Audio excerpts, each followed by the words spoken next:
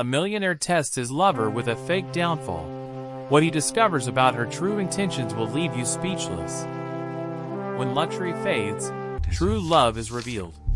One millionaire's shocking gold digger trap uncovers betrayal in a high-stakes test. He had it all: wealth, power, love. But when a fake lawsuit strips it away, her reaction exposes a shocking truth about loyalty. A glamorous romance shatters when a millionaire's secret test reveals if she loved the man, or just his luxurious lifestyle. Ethan Caldwell had always been a man who understood value, whether it was in business, real estate, or in people. Raised by a modest schoolteacher mother in a small town outside of Denver, he had grown into one of the wealthiest young entrepreneurs in Colorado by the time he turned 32. His empire was built on luxury real estate developments, sleek urban high-rises with glass facades that caught the sunrise, and mountain estates that looked like palaces against the snowy peaks. Money was no longer a question for him. Choices were. And the hardest choices often had nothing to do with contracts or investments, but with trust. The tabloids often called him the Golden Bachelor of Aspen, yet Ethan hated the nickname. He wasn't interested in short flings or shallow attention. But with wealth came shadows, people drawn to him not for who he was, but for what he could give. He had been burned before. One relationship ended when he discovered his ex-girlfriend using his credit cards to secretly fund another man's lifestyle. Another time, he caught someone recording their conversations, hoping to sell private details to a gossip site. Each betrayal left him a little colder, a little more careful, until he realized he no longer believed anyone could love him for himself. That changed the night he met Vanessa. It was at a charity gala in downtown Denver, held at a rooftop ballroom that glowed with strings of crystal lights. She wore a sapphire blue dress that shimmered as she walked, and her smile seemed both effortless and dangerous. Vanessa introduced herself as a marketing consultant who specialized in luxury branding, and from the moment she laughed at his sarcastic remark about the endless speeches, Ethan felt a spark. She was beautiful, witty, and seemed to understand the world of ambition and style without being impressed by it. For the first time in years, Ethan let his guard down. Their romance unfolded quickly, filled with ski trips to Aspen, wine tastings in Napa Valley, and weekends on his private yacht anchored in Miami. Vanessa appeared to thrive in his world, moving with grace through designer boutiques, mingling with CEOs, and sitting front row at exclusive art shows. But what caught Ethan most wasn't her beauty or charm. It was how she looked at him when they were alone. At least, he thought it was. When she curled against him in the quiet of his mountain home, he believed he finally found someone who saw him beyond the dollar signs. Still, something gnawed at him. His closest friend and business partner, Marcus Hale, wasn't convinced. Marcus was the opposite of Ethan in many ways: louder, brasher, unafraid to call out what others wouldn't. Over bourbon one night, Marcus leaned back in his chair and said, "Look, brother, she's stunning, no doubt. But ask yourself this: would she still be here if you were just Ethan, the schoolteacher's son? Or is she here because you're Ethan, the millionaire developer?" Ethan laughed it off, but Marcus's words sank deeper than he expected. And over time, little details began to trouble him. The way Vanessa always insisted on dining at the most expensive restaurants, or how her excitement seemed sharper when he surprised her with jewelry than when he surprised her with quiet gestures like a handwritten note. Once, when Ethan suggested they spend a simple weekend camping, she smiled politely but steered the conversation back to their next resort trip. He wondered if Marcus was right. The doubt grew until Ethan decided to test her love. Something extreme, something undeniable. He created what Marcus would later call the gold digger trap. Ethan's plan was simple in theory but elaborate in practice. He would strip away his wealth and pretend to lose everything. He wanted to see if Vanessa would still stand by him, or if the foundation of their relationship would crumble once the luxury was gone. To make it convincing, Ethan involved only Marcus and his lawyer. He staged a legal crisis, a false lawsuit that would supposedly freeze his accounts, cancel his credit cards, and jeopardize his real estate empire. He prepared fake court documents, doctored emails, and even arranged for his luxury cars to be repossessed by staff in on the act. Within 48 hours, Ethan Caldwell, millionaire, would appear broke. When he broke the news to Vanessa, it was in the kitchen of his penthouse overlooking the Denver skyline. He sat at the marble island, papers scattered, his voice heavy. "Vanessa, it's all gone. A federal lawsuit. My assets are frozen. I don't know how long this will last." At first, she gasped, rushing to his side. She stroked his hair, whispered reassurances, told him money didn't matter. Ethan almost believed her, almost felt the warmth of her comfort. But then, as the hours turned into days, cracks began to appear. She grew restless, irritated by the sudden lack of fine dining or shopping trips. When Ethan suggested they cook at home, she frowned and muttered, "This isn't the life I imagined." The breaking point came a week later. Vanessa claimed she had an urgent business trip to Los Angeles. Ethan let her go, knowing full well his private investigator, another part of his plan, was following her. What they found shattered the illusion. Vanessa wasn't in meetings. She was at rooftop bars with another wealthy investor, laughing in his arms, accepting gifts that sparkled under neon lights. She wasn't just leaving Ethan behind. She was replacing him with someone whose pockets weren't frozen.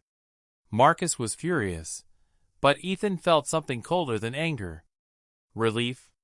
Painful, bitter relief. His suspicions had been right. And yet, it hurt more than he imagined, not because he lost her, but because he had wanted so desperately to believe. The next step was confrontation. But Ethan wasn't going to shout or rage. He decided her true nature should be exposed not just to him, but to everyone who thought she was genuine. The opportunity came when Vanessa returned, pretending to be concerned about his legal troubles. Ethan invited her to dinner at a modest downtown bistro, not one of the elite spots she craved. Marcus secretly arranged for cameras, tiny hidden lenses, to capture everything. When Vanessa walked in, her expression already betrayed disappointment at the casual setting. Ethan sat across from her, wearing a plain shirt, no designer watch, no aura of wealth. He told her softly, "Vanessa, I need to know, are you with me for me? Because I don't have the life I used to. Maybe never again." She hesitated. Her answer was practiced, dripping with charm, but the cameras caught every flicker in her eyes. And when Ethan pressed further, when he suggested moving to a smaller apartment, living on a budget, her facade cracked. "Ethan," she said finally, voice sharp, "I can't go backward. I need a man who can give me the lifestyle I deserve." That was it. The truth. Ethan nodded calmly, stood, and dropped the final reveal. Marcus walked in, followed by two of their closest friends. A screen lit up on the wall, showing the footage of Vanessa's nights in Los Angeles with the investor. Her face went pale, her charm collapsing into panic. "What is this? You were spying on me?" Ethan's voice was steady, his eyes colder than she had ever seen. "I wasn't spying. I was testing. And you failed." The restaurant fell silent, the hidden cameras now capturing not just her betrayal, but her exposure.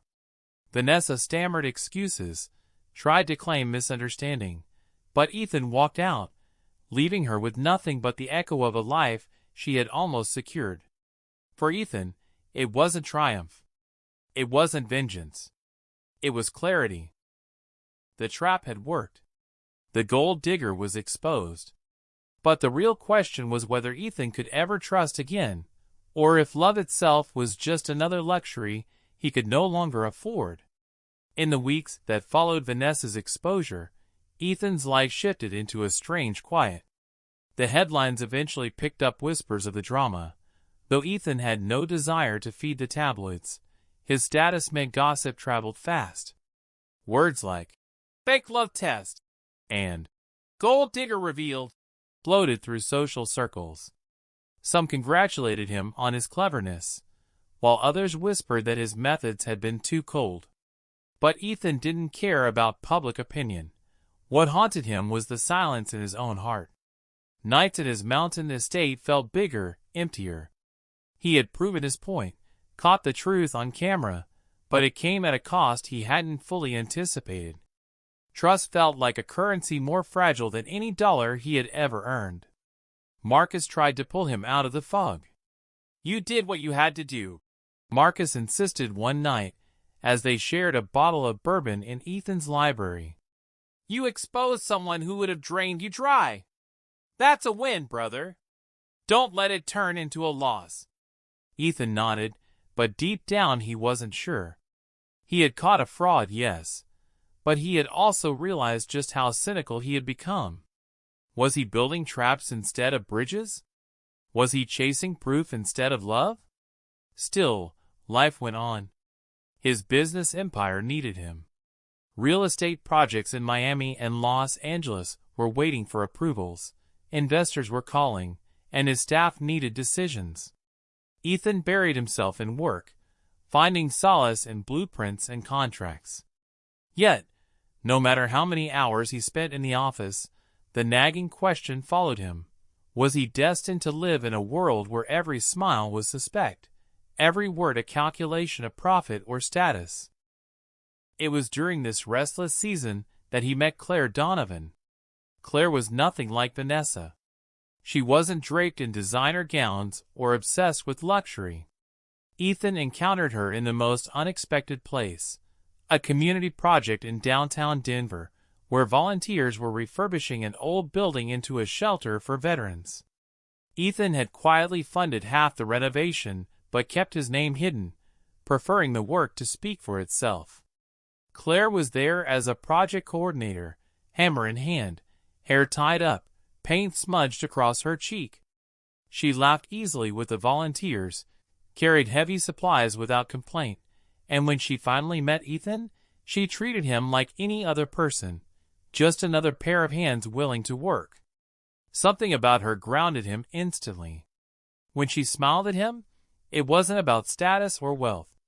It was about shared purpose.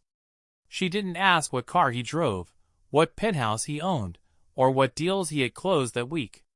She asked if he could help fix a broken step. For the first time in a long time, Ethan felt invisible in the best way possible. They began to see each other more often, slowly at first. Coffee after volunteer shifts, quiet walks through the city park, casual dinners at small diners rather than glittering rooftop bars. Claire's world was different, humble, focused on community, rooted in genuine connection. She worked as a social worker during the day, helping families navigate financial struggles, and spent evenings organizing fundraisers for causes she believed in. Money didn't drive her, purpose did. Yet, despite the difference, Ethan hesitated. He feared repeating the same mistakes. He feared that his wealth would eventually shadow every interaction, turning sincerity into suspicion. So he did something unusual. He didn't tell her who he was. At least not fully. Claire knew his name was Ethan Caldwell, but she didn't connect it to the millionaire developer. In her eyes, he was just a guy who freelanced in property consulting, a vague description Ethan carefully maintained. For months, he lived in this duality, splitting time between his empire and the quiet, modest world he built with Claire. And in that space, he found something he thought he had lost: peace. She never pushed for expensive trips, never asked for gifts. Their dates were filled with laughter, not luxury. When Ethan forgot his wallet one night, She didn't blink, covering dinner with her own card. It was small, ordinary, but to him, it meant more than any diamond necklace he had ever given. Still, secrets have a way of pressing against the walls of comfort. Marcus warned him again. You can't hide forever, man. She's going to find out. And if she finds out the wrong way, you'll lose her, even if she's the real deal. Ethan knew Marcus was right. He had built another kind of test, not of Claire's love, but of his own honesty. To truly know, he had to show her the truth, not just of his wealth, but of his scars. The moment came one chilly evening in Aspen. Ethan invited Claire for a weekend, telling her it would be quiet, just the two of them. She agreed, expecting a cabin or modest rental. Instead, he drove her up the mountain roads and into the driveway of his sprawling glass and stone estate. The house gleamed under the setting sun, its massive windows reflecting the peaks, the infinity pool shimmering like liquid silver. Claire stared, her brow furrowing.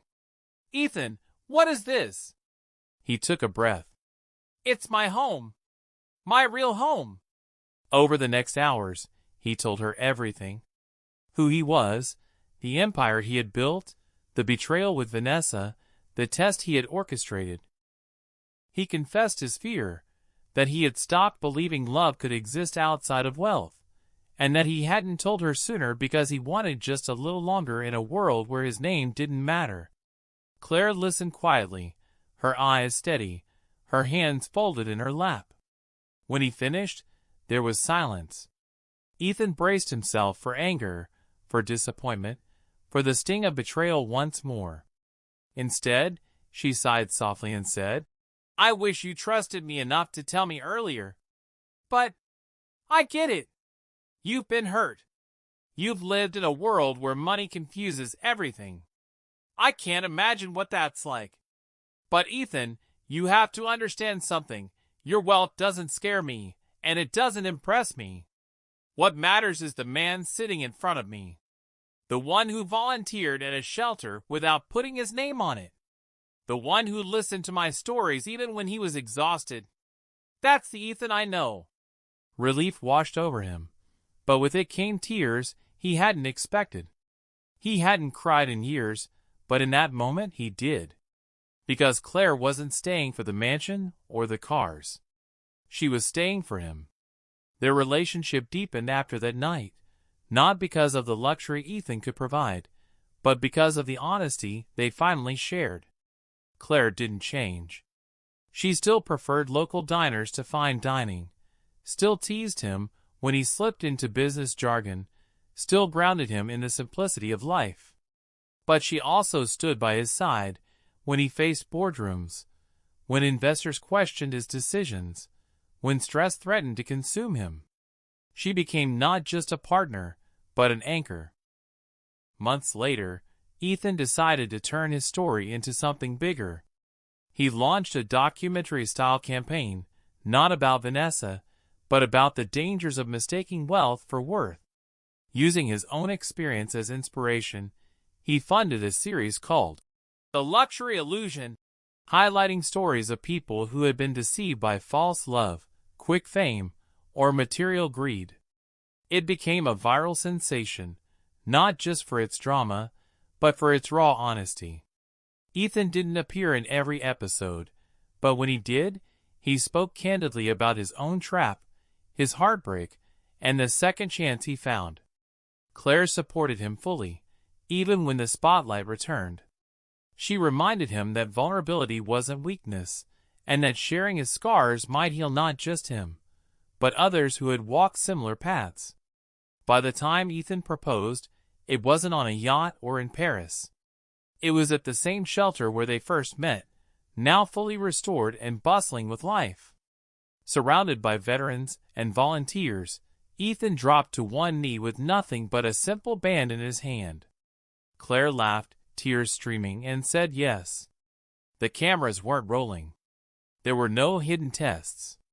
Just two people who had found each other beyond the illusions of wealth and status. Ethan Caldwell, once trapped in suspicion, finally understood that love wasn't proven by tests, but by time, truth, and trust. And though the world would always see him as the millionaire developer, Claire saw him as something far more valuable, simply Ethan.